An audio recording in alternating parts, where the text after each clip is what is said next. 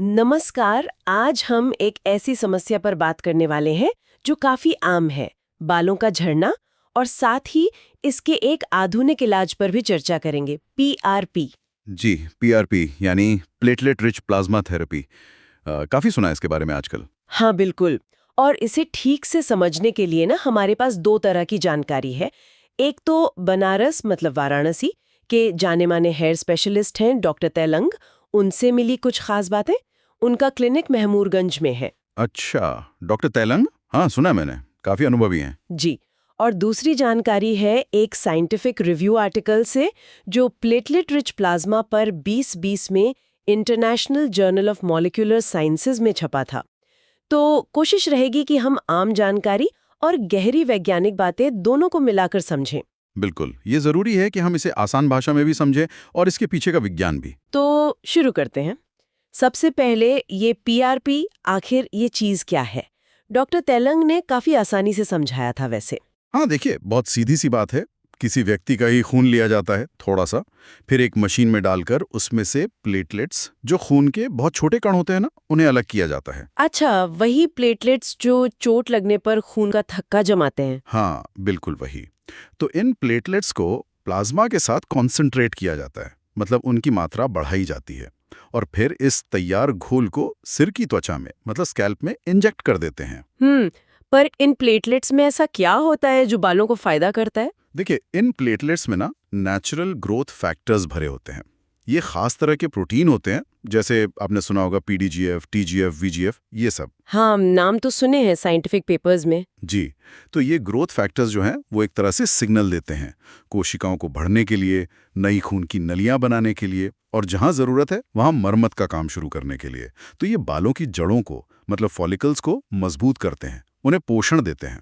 और डॉक्टर तेलंग ये भी कह रहे थे कि क्योंकि ये अपने ही शरीर का हिस्सा है, तो साइड इफेक्ट का खतरा कम रहता है। हाँ, मोटे तौर पर ये सुरक्षित माना जाता है क्योंकि शरीर की अपनी ही चीज इस्तेमाल हो रही है। एलर्जी या रिजेक्शन का खतरा ना के बराबर होता है। ये तो हुई एक आम समझ, लेकिन डॉक्टर तेलंग से बात करके लगा कि मामला इतना सीधा भी नहीं है। कुछ तकनीकी बातें हैं जो बहुत मायने रखती हैं। यहीं पर शायद एक्सपर्ट की जरूरत पड़ती है। बिल्कुल सही पकड़ा आपने। यही असली खेल है।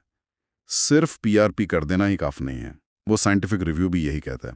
देखिए, सबसे पहली और जरूरी चीज है प्लेटलेट्स की मात्रा, मतलब कॉन्सेंट्रेशन। मात्रा मतलब कितने प्लेटलेट्स हैं उस घोल में? जी हाँ, असरदार नतीजों के लिए ना हम्म। पीआरपी में प्लेटलेट्स की संख्या हमारे खून में जो सामान्य होती है उससे करीब 5 गुना ज्यादा होनी चाहिए।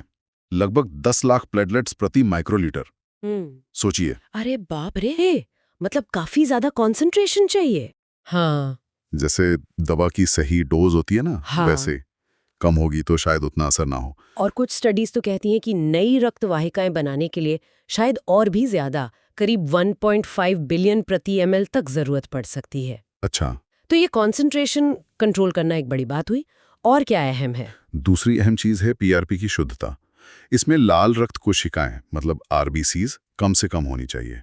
वो सूजन पैदा कर सकती हैं। ओके, तो प्लेटलेट्स ज्यादा, आरबीसीज कम, और तीसरी बात है ल्यूकोसाइट्स, यानी सफेद रक्त कोशिकाएं। हाँ। इनकी भूमिका थोड़ी कॉम्प्लेक्स है।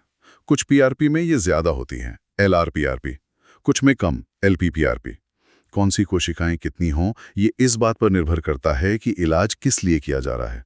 कुछ सूजन कम करती हैं, कुछ इम्यून सिस्टम को मॉड्यूलेट करती हैं, मरम्मत में मदद करती हैं। वाह, बाप रे, ये तो काफी डिटेल की बात हो गई। मतलब हर पीआरपी एक जैसा नहीं होता? बिल्कुल नहीं। ये एक तरह की रेसिपी है जिसे डॉक्टर को मरीज की जरूरत और स्थिति के हिसाब से बनाना पड़ता है। यहीं पर डॉक्टर तिलंग जैसे अनुभवी डॉक्टर की विशेषज्ञता काम आती है, जिनका 10 साल से ज्यादा का तजुर्बा है, हजारों केस किए हैं। वो इन बारीकियों को समझते हैं। हाँ, ये बात तो है। उनके जवाबों से लग रहा था कि उन्हें इसकी गहरी समझ है। सिर्फ प्रोसीजर करना नहीं, बल्कि क्यों और कैसे करना है, ये पता होना जरूरी है। एकदम सही डायग्नोसिस, सही तकनीक से पीआरपी तैयार करना, सही तरीके से इंजेक्ट करना, ये सब मिलकर ही अच्छा नतीजा देते हैं। और डॉक्टर तलंग वाले पॉइंट पर एक और बात थी, खर्चा। उन्होंने मेंशन किया था कि उनके यहाँ ये ट्रीटमेंट काफी किफायती है बाकी जगहों के मुकाबले। हाँ, ये भी एक बहुत महत्वपूर्ण पहलू है।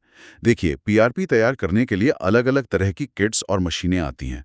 सबका नतीजा थोड़ा अलग हो सकता है, और क्योंकि कोई एक स्टैंडर्ड तरीका अभी पूरी तरह से स्थापित नहीं है ना। अच्छा, मतलब इंडस्ट्री में स्टैंडर्डाइजेशन की कमी है। जी, ये एक चुनौती है।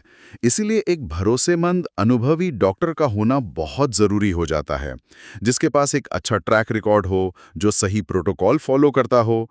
डॉक्टर तेलंग का जो अनुभव है और जिस तरह से वो इसे किफ़ायती बना रहे हैं, वो मरीजों के लिए बहुत अच्छी बात है।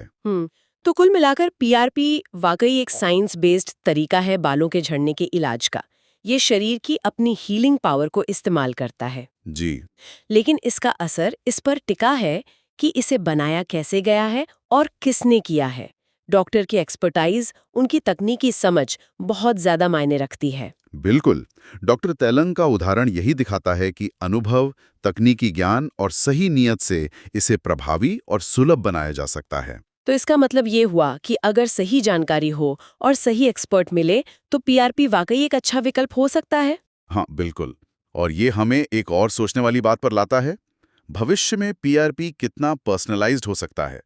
मतलब क्या हम कभी ऐसा कर पाएंगे कि हर व्यक्ति के खून की जांच करके उसके प्लेटलेट्स, ल्यूकोसाइट्स, ग्रोथ फैक्टर्स के लेवल के हिसाब से बिल्कुल उसके लिए परफेक्ट पीआरपी तैयार करें? वाह, ये तो बहुत ही दिलचस्प ख्याल है। एकदम कस्टमाइज्ड ट्रीटमेंट। जी, ये फील्ड लगातार डेवलप हो रहा है। देखना होगा कि आगे ये तकनीक हमें कहाँ ले जाती है। शायद और भी बेहतर नतीजे मिलें।